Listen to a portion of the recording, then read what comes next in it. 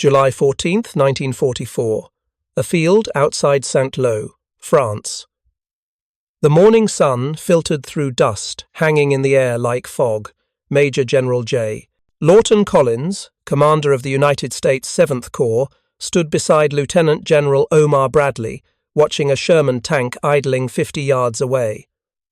The tank looked wrong. Someone had welded crude steel tusks to its front, jutting forward like the horns of some mechanical beast. Bradley had spent the previous 6 weeks watching his First Army bleed itself white against hedgerows that refused to yield. Since D-Day, his forces had advanced barely 20 miles inland. The casualty reports crossing his desk told a story of medieval siege warfare translated into the 20th century. Between La Haye-du-Puits and Lessay, his divisions were losing 1,000 men per kilometer.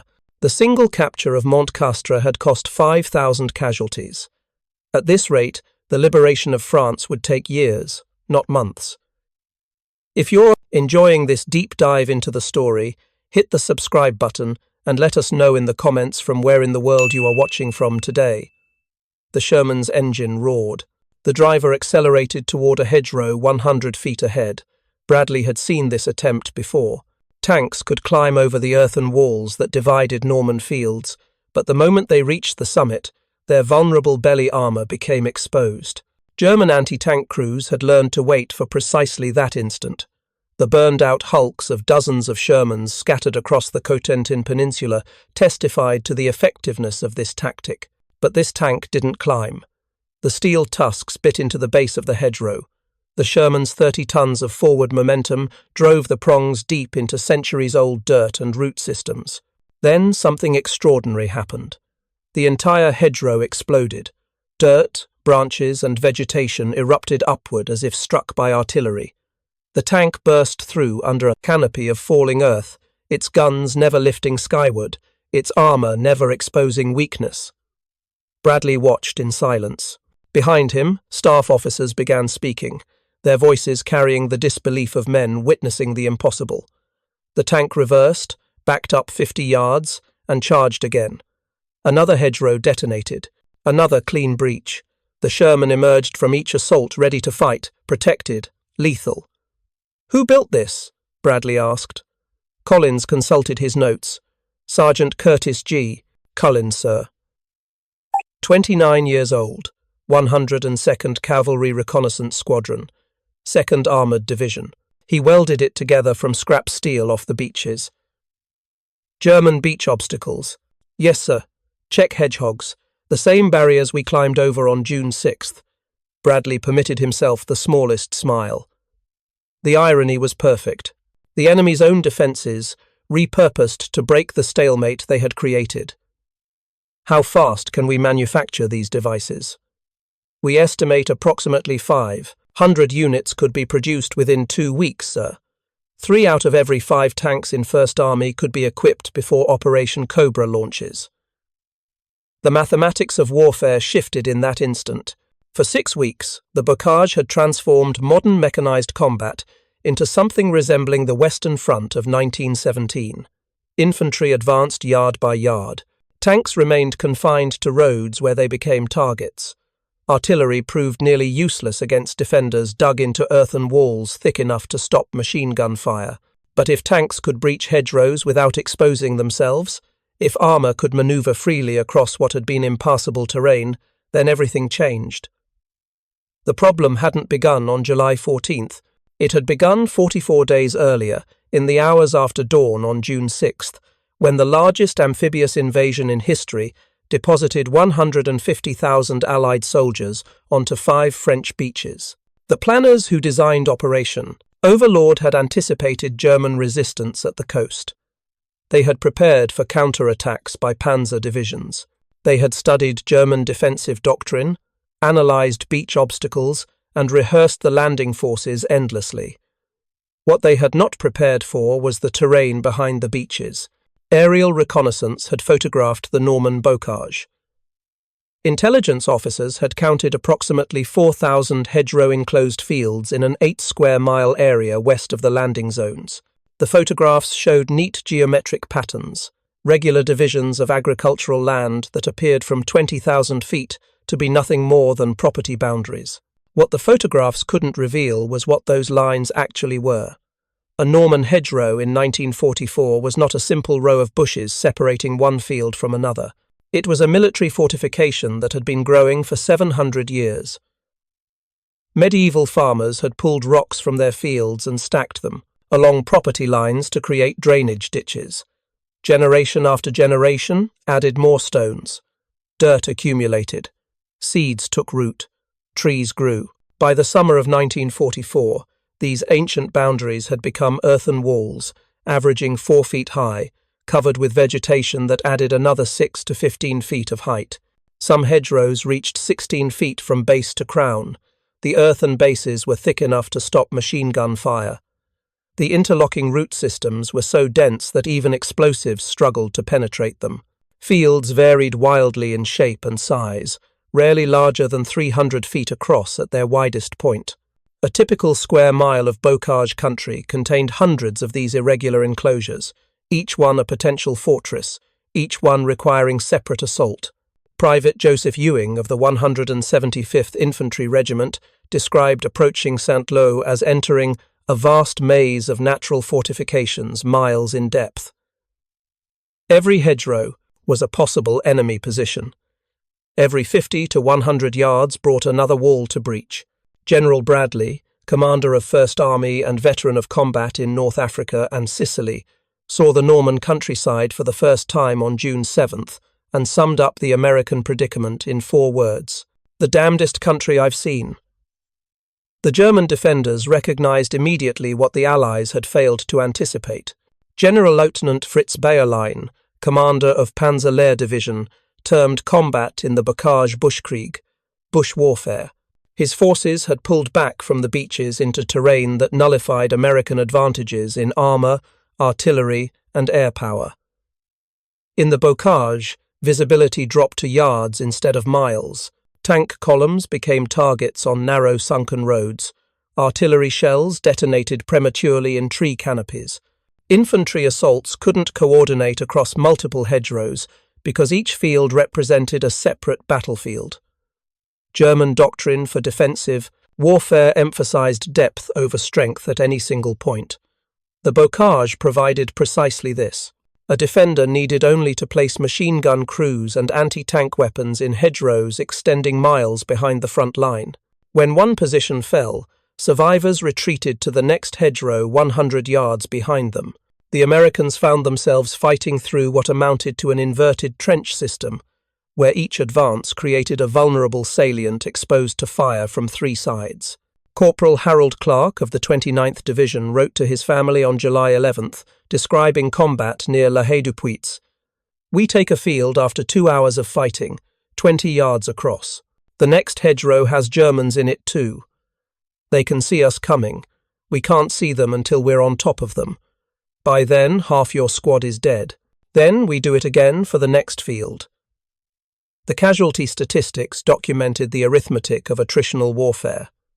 Between June 6th and July 7th, American forces in the Bocage advanced approximately 12 miles. They lost over 40,000 casualties in the process.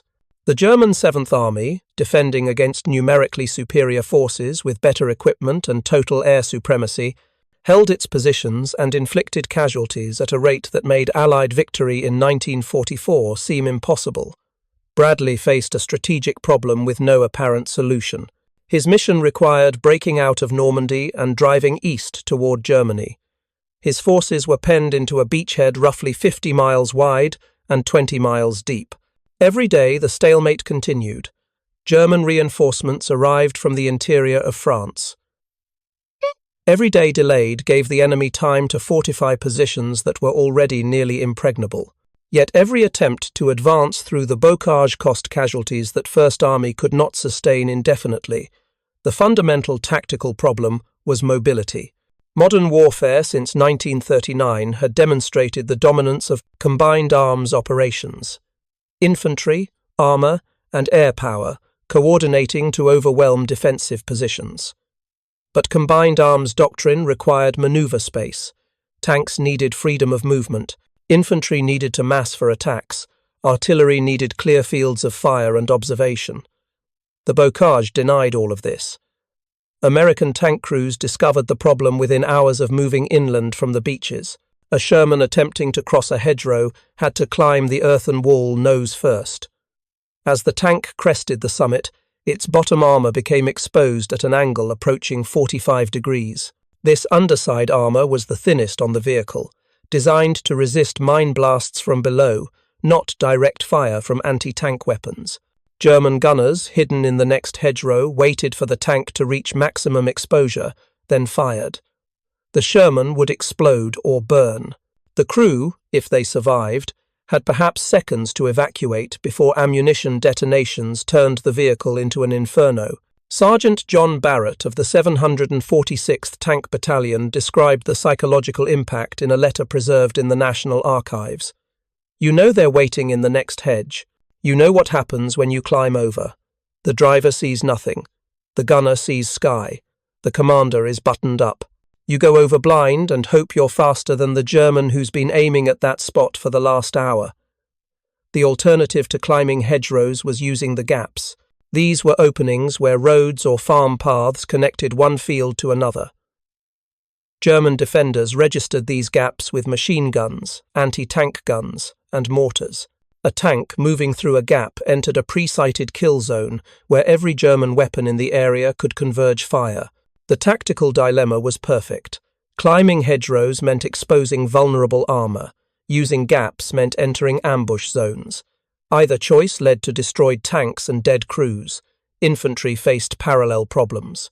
Assaulting a hedgerow required crossing open ground under observation from defenders who were invisible behind earthen walls. Standard American infantry tactics called for platoons to advance, with 2 rifle squads abreast, a 3rd squad in support, and a mortar team providing fire support. The hedgerow enclosed fields were too small for this formation. Squads attacked independently, deprived of mutual support. When one squad took a hedgerow, it found itself exposed in a salient with Germans still occupying the fields to left, right, and rear. Advancing meant leaving those positions intact. Clearing them meant slow, methodical fighting that consumed time and lives. Combat engineers attempted to solve the problem with explosives. Teams would approach a hedgerow and plant demolition charges at the base. The explosion would blow a hole wide enough for a tank to pass through. But setting charges took time. The noise attracted German attention. Observation posts in church steeples or on higher ground could spot engineering teams and call down mortar fire. Even when successful, the explosion announced exactly where the American attack would come. German defenders would mass fire on the new gap, creating another kill zone. Bulldozers and tanks modified with bulldozer blades could push through hedgerows, but these vehicles were conspicuous and slow. German anti-tank crews prioritized them, knowing that destroying the single vehicle that could breach hedgerows would stop an entire assault. Between June 6th and early July, dozens of these specialized vehicles were lost. The ones that survived became too valuable to risk in frontline operations. The cumulative effect of these tactical problems was strategic paralysis. Allied planners had expected to be 15 miles inland within 2 weeks of D-Day. By early July, they had barely exceeded half that distance, despite deploying over 1 million troops into France.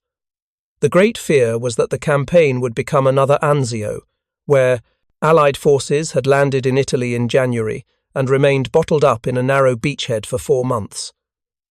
That campaign had devolved into static positional warfare reminiscent of the First World War. The bocage threatened to reproduce that nightmare. To make matters worse, the weather refused to cooperate. Normandy, in the summer of 1944, suffered unusually heavy rains. On June 19th, a severe storm descended on the English Channel and lasted 3 days. The storm destroyed one of the 2 Mulberry artificial harbours that supplied the Allied forces. Ships couldn't unload, reinforcements couldn't land, operations were cancelled. The Germans gained time they desperately needed to shift troops from quiet sectors to the Normandy front. General Dwight D. Eisenhower, Supreme Allied Commander, visited the front on June 15th. He met with Bradley and toured positions near Carentan, where American and German lines were separated by less than 500 yards. The frontline troops showed Eisenhower the hedgerows. They demonstrated the problem of tank mobility. They explained the casualties they were taking to advance distances that could be measured in yards. Eisenhower returned to his headquarters deeply concerned. He wrote in his diary that night, "The bocage is proving more difficult than anticipated. Our advantages in air power and armour are reduced to marginal effectiveness. This may require fundamental reconsideration of timelines." But timelines couldn't be reconsidered indefinitely. The Allies had staked everything on the success of Overlord. Soviet leader Joseph Stalin had demanded a second front in Europe to relieve pressure on the Eastern Front. The combined chiefs of staff had promised Churchill and Roosevelt that France would be liberated by the end of 1944. The logistics system feeding Allied forces into Normandy could sustain current operations, but not indefinitely.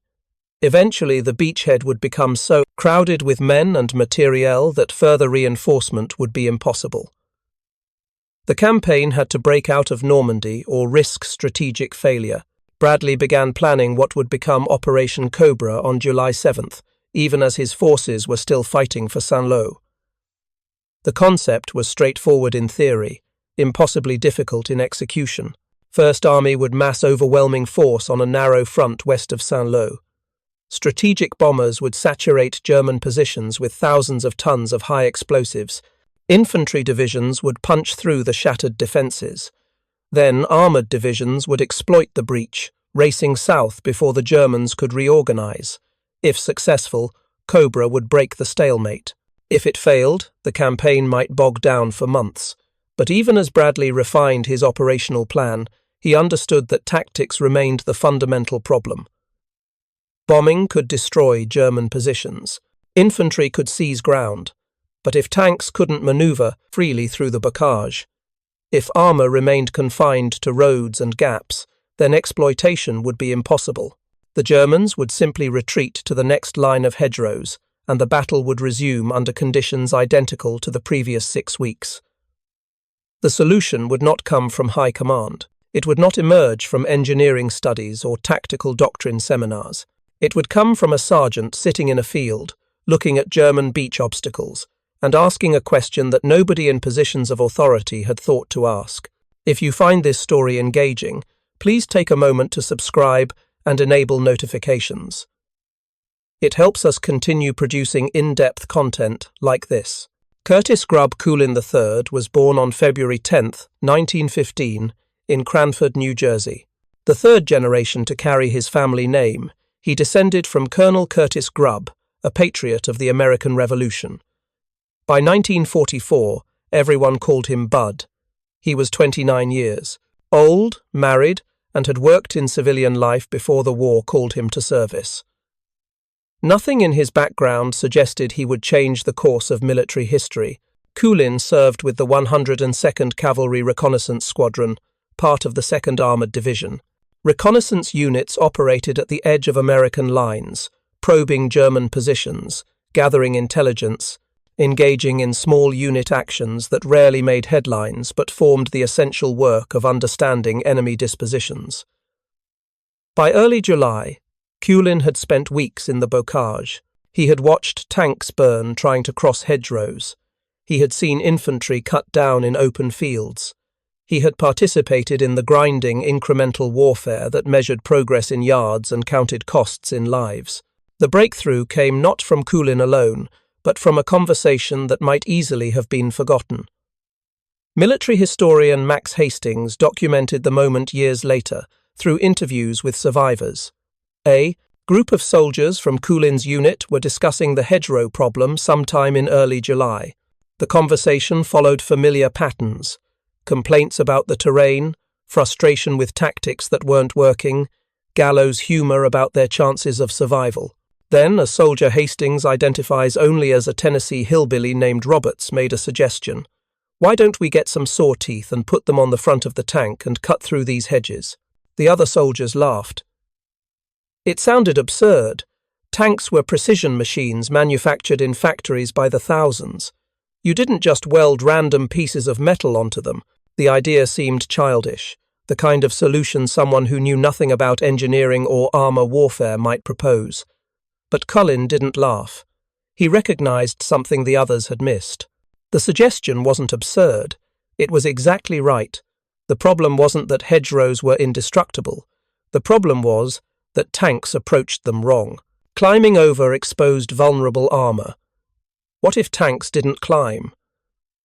What if they cut through at ground level instead? Collins began studying the hedgerows with an engineer's eye. The earthen walls were dense, but they weren't solid rock. They were centuries of accumulated dirt held together by root systems. Apply enough force at the right angle and the entire structure would fail. The question was, what kind of tool could deliver that force without compromising the tank's combat effectiveness? The answer lay scattered across the beaches where American forces had landed 5 weeks earlier. The Germans had defended the Normandy coast with thousands of steel obstacles designed to stop landing craft and impede armor. Among the most common were check hedgehogs, tripod-shaped barriers made from heavy steel beams welded together. These obstacles had failed to stop the invasion. Now they littered the beach areas, waiting to be cleared by salvage teams. Collins realized the steel beams were perfect. They were thick enough to penetrate hedgerows, they were readily available, and most importantly, they were already cut to manageable lengths. He didn't need to manufacture anything. He just needed to repurpose what the enemy had already provided. Working with other soldiers in his unit who had welding experience, Collins designed a prototype.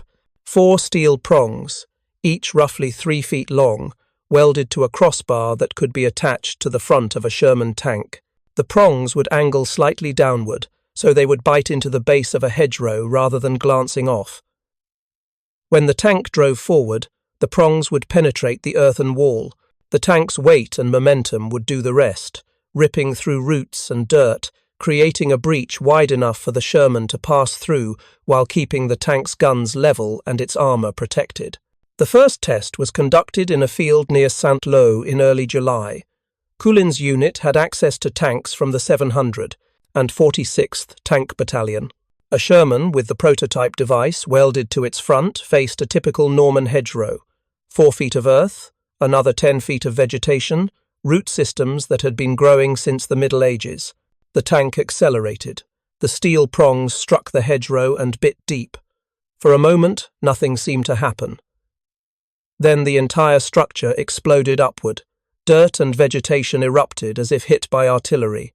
The Sherman burst through, emerged on the other side, and its crew reported they had maintained complete control throughout. The tank hadn't bellied up. The guns had never lost their line of fire. The armor had remained protected. Word spread through the 2nd Armored Division. Other units requested demonstrations. Tank crews who had spent weeks watching friends die trying to cross hedgerows saw the device and immediately understood its significance. This wasn't an incremental improvement. This was a complete solution to the tactical problem that had plagued or paralyzed First Army since D-Day.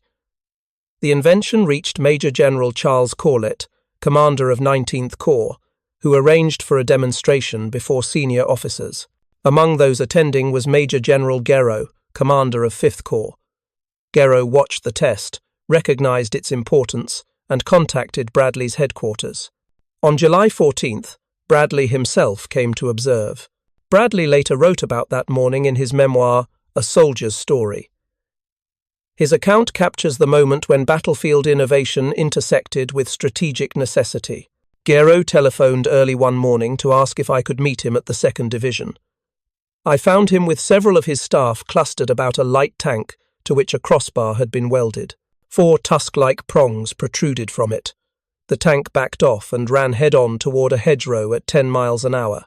Its tusks bored into the wall, pinned down the belly, and the tank broke through under a canopy of dirt. A Sherman, similarly equipped, duplicated the performance. It, too, crashed into the wall, but instead of bellying skyward, it pushed on through. So absurdly simple that it had baffled an army for more than 5 weeks, the tusk-like device had been fashioned by Curtis G. Collins, a 29-year-old sergeant. Bradley understood immediately that Cullen had solved the single greatest tactical problem facing First Army. He ordered that as many of the devices as possible be manufactured immediately. Priority went to units designated for Operation Cobra, the breakout offensive scheduled to launch within 2 weeks. Every available welding team went to work. Engineers scoured the beaches for German steel obstacles. Foundries in the United Kingdom began producing additional prongs based on Cullen's design. The British Royal Electrical and Mechanical Engineers called their version prongs and produced them in quantity. 24 were manufactured from German beach defences found in the British sector. Then, production shifted to the United Kingdom, where facilities could work faster. 600 Mark I prongs were delivered by August, fitted to Sherman 5 tanks in British service. Another 1,000 Mark II prongs followed for both Sherman's and M10 tank destroyers. 500 Mark III prongs were manufactured specifically for Cromwell tanks. Even Churchill tanks, which weren't considered to need the modification, received some. In the American sector, approximately 500 Cullen devices were manufactured. The unofficial designation, Rhino, emerged from the obvious comparison. Tanks with steel tusks charging through obstacles resembled the African rhinoceros. By the eve of Operation Cobra on July 24th, 60% of First Army's tanks had been equipped with hedgerow cutting modifications. That represented roughly 1,269 M4 medium tanks, 694 M5A1 light tanks, and 288 M10 tank destroyers fitted with the capability to breach bocage freely. Bradley made a crucial operational security decision. He forbade the use of Rhino tanks until Cobra launched. German intelligence had to remain unaware that American armor had gained the capability to maneuver through hedgerows. Every Rhino-equipped tank that remained in reserve was another surprise waiting to be unveiled. Tank crews trained with the devices in rear areas, learning the optimal speed and angle of approach. But in combat, they continued using conventional methods, accepting casualties to preserve the secret. The psychological impact on American forces was profound. Tank crews who had operated under a death sentence for 6 weeks suddenly had a tool that might keep them alive. Infantry who had watched armor support fail repeatedly now saw the possibility of tanks actually supporting their attacks through bocage terrain. Even soldiers who wouldn't participate in Cobra felt the change in morale. Someone had figured it out. An enlisted man, working with scrap metal, had solved what generals and engineers had failed to solve. President Dwight Eisenhower, speaking years later in an address to the American Society of Mechanical Engineers, described the effect on Allied forces. The biggest and happiest group, I suppose, in all the Allied armies that night were those that knew that this thing worked. If you find this story engaging, please take a moment to subscribe and enable notifications. It helps us continue producing in-depth content like this. Operation Cobra was scheduled to begin on July 24, 1944. The plan called for a massive aerial bombardment, followed by a ground assault along a narrow front west of Saint-Lô. First Army would concentrate 3 corps, Collins's 7th in the centre, Middleton's 8th on the right, and Corlitt's 19th on the left. The bombing would saturate German positions along the Perriers-Saint-Lô road, with approximately 3,300 tons of high explosives. Then infantry divisions would attack through the devastated area, while armor exploitation forces waited to burst through any breach. The weather refused to cooperate. Heavy clouds on July 24th forced postponement, but communication failures meant some bomber groups had already departed England before the cancellation order reached them. These aircraft proceeded with their missions. The results were catastrophic. Bombs fell on American positions. 25 soldiers died. Another 131 were wounded. Bradley was furious, particularly because the bombers had attacked perpendicular to the American front lines, rather than parallel as he had insisted. This approach increased the likelihood of bombs falling on friendly forces. July 25th brought clearer weather. At 0940 hours, the greatest aerial bombardment in support of ground forces to that date began. 1,500 heavy bombers from 8th Air Force dropped their payloads on German positions. Medium bombers from 9th Air Force followed. Fighter bombers made strafing runs. In total, over 3,000 aircraft participated. The noise was unimaginable. General Fritz Bayerlein, commanding Panzer Lehr Division in the target area, described a pall of dust with fountains of earth spewing high in the air. But the bombing again hit American positions. Short drops killed over 100 soldiers, including Lieutenant General Leslie McNair, the highest-ranking American officer to die in the European theatre. The 30th Infantry Division, positioned closest to the bombardment zone, suffered the heaviest casualties. Some units experienced 70% losses from friendly fire. Communication equipment was destroyed. Command structures collapsed. Yet, paradoxically, the bombing achieved its objective.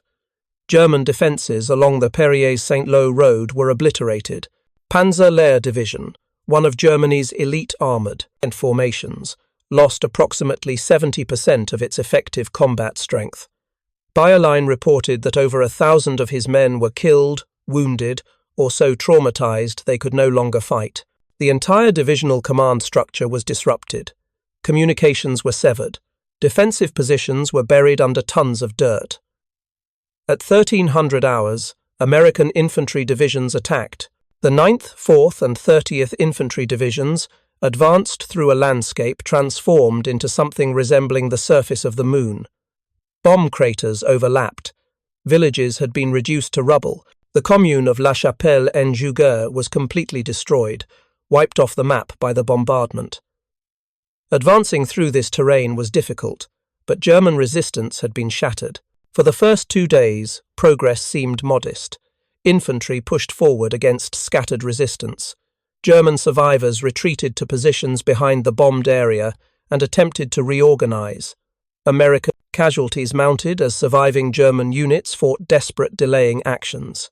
By the evening of July 26th, Cobra appeared to be another limited success, rather than the decisive breakthrough Bradley had envisioned. Then, on July 27th, the situation changed completely. The Rhino tanks went into action. Armour that had been held in reserve, waiting for a breach wide enough to exploit, suddenly didn't need a breach. The hedgerow cutting devices allowed tanks to manoeuvre cross-country through terrain that had been impassable just days earlier. German defenders who had positioned themselves to cover roads and gaps found American armour approaching from unexpected directions.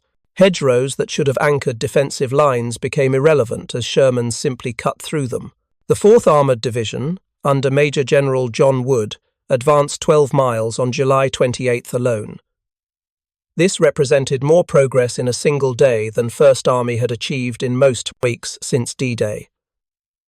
The division captured Coutances, a town the Germans had expected to hold for days. German 7th Army units attempting to establish new defensive lines found themselves outflanked before they could dig in.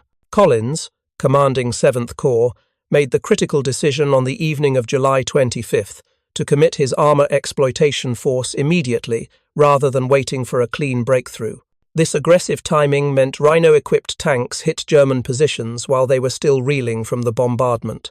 The combination of tactical surprise, technological advantage, and aggressive leadership created precisely the conditions needed for operational success. By the morning of July 27th, Bradley recognized that something unprecedented was happening.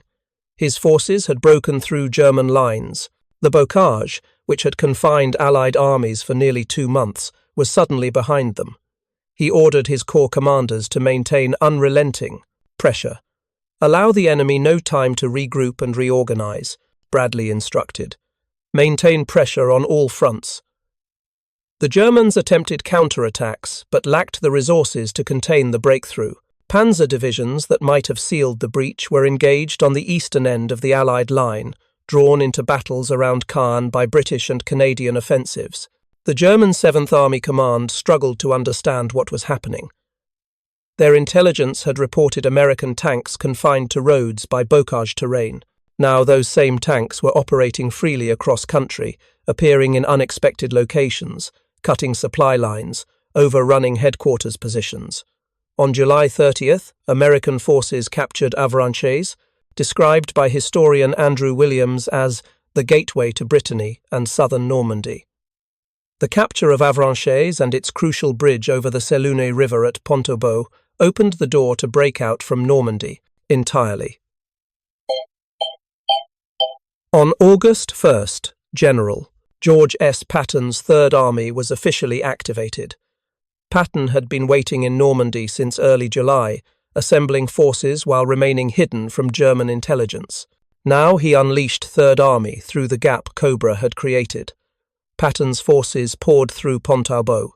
In just 3 days, 70,000 troops and their equipment crossed the single bridge. Patton turned divisions east, west, and south, racing into Brittany and southern Normandy. German forces, configured to defend against frontal assault, found American armor in their rear areas. Headquarters units, supply depots, and communication centers were overrun before they could evacuate. The scope of the disaster facing German forces became clear by August 5th. 2 German armies, 7th Army in Normandy and 5th Panzer Army near Caen, were in danger of encirclement. Allied forces advancing from multiple directions threatened to trap both armies in a pocket near Falaise. Though substantial German forces would eventually escape, the Battle of Normandy had been decided. The stalemate that had lasted from June 6th to July 25th was broken irreversibly. The human cost of Operation Cobra was significant, but proportionally smaller than the grinding attrition of the previous 7 weeks.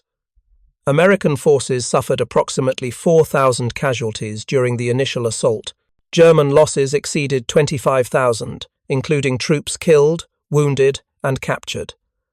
More importantly, German units lost cohesion. Divisions that had fought effectively in defensive positions broke apart when forced to retreat through unfamiliar terrain while under attack from multiple directions. Tank losses for the Americans decreased dramatically once Rhino devices were in general use. During the bocage fighting between June 6th and July 24th, American armor losses averaged approximately 20 to 30 tanks per day from all causes. After July 25th, daily losses dropped roughly half that rate despite increased operational tempo. Tank crews reported that the Hedgerow cutters allowed them to maneuver unpredictably, making it much harder for German anti-tank crews to achieve killing shots. By August 25th, Paris was liberated. By September 2nd, British forces had captured Brussels. By mid-September, Allied armies stood at the German border. The campaign that had seemed hopelessly stalemated in early July had transformed into a pursuit across France. The Third Reich's western defences, carefully constructed over 4 years, had collapsed in 8 weeks. Military historians have debated the relative importance of various factors in the success of Operation Cobra. The aerial bombardment disrupted German defences. British and Canadian operations around Caen drew German armour away from the American sector. The numerical superiority of Allied forces eventually would have prevailed through attrition. All these factors mattered, but the tactical innovation that allowed American armour to manoeuvre freely through bocage terrain fundamentally changed the character of the campaign. Stephen Zaloga, a military historian specialising in armoured warfare, has argued that the significance of Rhino tanks has been somewhat exaggerated in popular memory. He notes that not all units used them extensively, and that other factors were equally important to Cobra's success. This is historically accurate. The Hedgerow cutters were a tool, not a miracle weapon. They didn't win battles by themselves. But what the Rhino tanks did achieve was profound. They removed a constraint that had paralysed Allied operations for 7 weeks. They transformed terrain that favoured defence into terrain where attack was possible. They allowed tank crews who had been operating under a death sentence to manoeuvre with something approaching tactical safety. Most importantly, they proved that battlefield innovation could solve problems that conventional military thinking had accepted as unsolvable. Curtis Culin was awarded the Legion of Merit for his invention. The citation recognized that his device had contributed materially to the success of American operations in Normandy. He attempted to give credit to Roberts, the Tennessee soldier whose suggestion had sparked the idea, but Roberts's identity was lost in the publicity surrounding the invention. Max Hastings, writing decades later, noted that Culin was an honest man who tried to share credit, but that bureaucracy and public relations had other priorities. Culin married Bernice Enright in 1945. After the war, they settled in New York City, where he worked for Shenley Industries. He lived quietly, rarely discussing his wartime service. On November 20th, 1963, Curtis Grubb Culin III died in Greenwich Village, Manhattan. He was 48 years old. His obituary noted his wartime service, but gave little detail about the invention that had helped change the tune, of course, of the war. The broader implications of Culin's innovation extended beyond the tactical. The story represented validation of American industrial culture and its approach to problem-solving. European military tradition emphasized training, discipline, and adherence to doctrine developed by professional officers. American military culture, by contrast, valued improvisation, pragmatism, and the expectation that soldiers at all levels should contribute ideas. This difference reflected deeper cultural patterns. American industry had pioneered mass production techniques that emphasized standardization and efficiency over craftsmanship. American business culture encouraged workers to suggest improvements to processes. American education, at least in theory, valued creativity and independent thinking. These cultural attributes translated into military practice. The German army that defended Normandy was in many ways more professional than the American army attacking it. German soldiers were better trained on average. German small unit tactics were more sophisticated. German equipment was often superior in direct comparison. Yet the German military culture was hierarchical and rigid. Solutions to problems were expected to come from high command, not from enlisted personnel. When the Bocage created tactical problems for German forces, they adapted by improving their use of terrain for defense, which was consistent with existing doctrine. They didn't fundamentally reimagine how to fight in that terrain. The American approach was messier but ultimately more adaptive. Multiple units experimented with different solutions to the Hedgerow problem throughout June and early July. The 79th Infantry Division developed a hedge cutter operational by July 5th. 19th Corps demonstrated another prong-based device days later. 5th Corps units created devices called brush cutters and green dozers. This proliferation of independent attempts reflected an institutional culture that encouraged innovation at low levels rather than waiting for solutions from above. Culin's invention succeeded not because it was technically sophisticated, but because it was simple, manufacturable with available materials, and solved the actual problem tank crews faced. A more complex solution designed by engineers might have worked better in theory, but taken months to produce and deploy. Culin's device could be manufactured by field workshops in days using materials that were literally lying on the beaches. The wartime production achievement was itself remarkable. Between July 14th, when Bradley approved mass production, and July 25th, when Cobra launched, American maintenance units manufactured approximately 500 hedgerow cutters. British facilities produced hundreds more. This represented an extraordinary industrial response, made possible by the fact that the design required no exotic materials, specialized tools, or complex assembly procedures. Any competent welder with access to steel could produce functional units. The legacy of the Rhino tank extended into post-war military doctrine. The United States Army studied the Bocage campaign extensively, producing detailed after-action reports that emphasized the importance of combined arms coordination, the value of soldier-initiated innovation, and the necessity of training for diverse terrain. The Hedgerow experience influenced how American forces approached combat in Korea, Vietnam, and later conflicts. The expectation that tactical problems would be solved through innovation at multiple levels became embedded in institutional culture. For the soldiers who fought in Normandy, the Rhino tanks represented something more personal. They were proof that their lives mattered enough for someone to actually solve the problems getting them killed. Throughout June and early July, tank crews had watched friends burn in Shermans that bellied up crossing hedgerows. They had understood, intellectually, that high command was aware of the problem, but awareness without solution felt like abandonment. When Rhino tanks appeared, equipped with devices invented by an enlisted man using scrap metal, It validated something fundamental. The institutional army cared enough to listen to ideas from the bottom. Solutions existed if you were willing to question assumptions. Survival was possible if you were creative enough to change the rules. The statistical impact was measurable but incomplete. Historians estimate that Rhino-equipped tanks suffered approximately 30 to 40% fewer losses when breaching hedgerows compared to conventional methods. This translated into hundreds of tank crews who survived battles they likely would have lost without the modification. It meant thousands of infantrymen received armor support in situations where tanks previously couldn't operate. It meant operations proceeded that would have been impossible under earlier constraints. But perhaps the most profound impact was psychological and operational, rather than statistical. The Rhino tanks changed what commanders believed was possible. Once armor could maneuver through bocage, operational planning expanded to include options that had been inconceivable in late June. Exploitation forces could be committed earlier because they didn't need roads. Attacks could come from unexpected directions because hedgerows were no longer impassable barriers. The German defensive advantage that terrain had provided evaporated. General Eisenhower, reflecting on the Normandy campaign in his 1964 television interview with Walter Cronkite, returned repeatedly to the hedgerow cutters. He described visiting the actual bocage terrain 20 years after the battle and being struck again by how difficult the landscape was.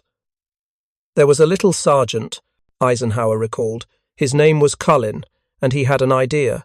And his idea was that we could fasten knives, great big steel knives, in front of these tanks, and as they came along they would cut off these banks right at ground level. They would go through on the level keel, would carry with themselves a little bit of camouflage for a while. And this idea was brought to the captain, to the major, to the colonel, and it got high enough that somebody did something about it. And that was General Bradley. And he did it very quickly. Eisenhower's retelling captured the essence of the story. An enlisted man had an idea. The idea reached someone with authority to act, and that person acted decisively. This was American military culture functioning as designed. Not perfect, not without failures, but capable of recognizing good ideas regardless of where they originated and implementing them quickly when battlefield necessity demanded. The Bocage campaign demonstrated both the strengths and limitations of American military practice in World War II. The limitations were significant. Allied intelligence had failed to anticipate how difficult the terrain would be. Training had not prepared troops for hedgerow combat. Doctrine developed for mobile warfare proved inadequate for close-quarter fighting in compartmented terrain. Casualties in June and July exceeded what they should have been given. Allied advantages in numbers and firepower, but the strengths were also significant. When conventional approaches failed, the American military system proved capable of rapid adaptation.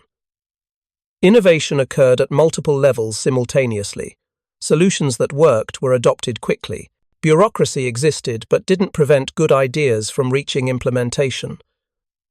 By late July, First Army was fighting more effectively in bocage than it had in early June, despite the terrain remaining unchanged. The difference was adaptation. Thank you for watching. For more detailed historical breakdowns, check out the other videos on your screen now, and don't forget to subscribe. The Sherman tanks with Cullen hedgerow cutters are mostly gone now. A few survive in museums, preserved as artifacts of an era when industrial capacity and human ingenuity combined to win what Churchill called the most complicated and difficult operation that has ever taken place. The soldiers who fought in Normandy have mostly passed away, their first-hand accounts preserved in archives and oral histories, but no longer available to answer questions. What remains is the lesson that breakthrough often comes not from complex solutions designed by experts, but from simple ideas conceived by people closest to the problem. Curtis Cullen wasn't a general or an engineer. He was a sergeant who watched tanks burn and asked whether there might be a different way. Roberts, the Tennessee soldier whose suggestion sparked the idea, remains anonymous. His contribution remembered only because Cullen tried to share credit. Together, these men, working with scrap metal salvaged from enemy defenses, created a tool that helped end a stalemate. threatening to extend the war by months or years. The German obstacles that had failed to stop the invasion on June 6th were transformed into the instruments that broke German defences in late July. The irony was perfect, the result was decisive, and the story remains a testament to the power of innovation when necessity, creativity, and opportunity converge. The bocage of Normandy still exists. Farmers still maintain hedgerows, though modern agricultural practices have reduced their extent. The fields where Americans died advancing yard by yard are now peaceful farmland. Memorials mark key locations. Tourists visit the landing beaches and the battlefields. But the landscape that made progress so costly in June and July 1944 no longer looks quite so intimidating once you understand that someone figured out how to defeat it. Not through overwhelming force, though that mattered, not through superior technology, though that helped, but through a 29-year-old sergeant who looked at a problem everyone accepted as unsolvable and refused to accept impossibility.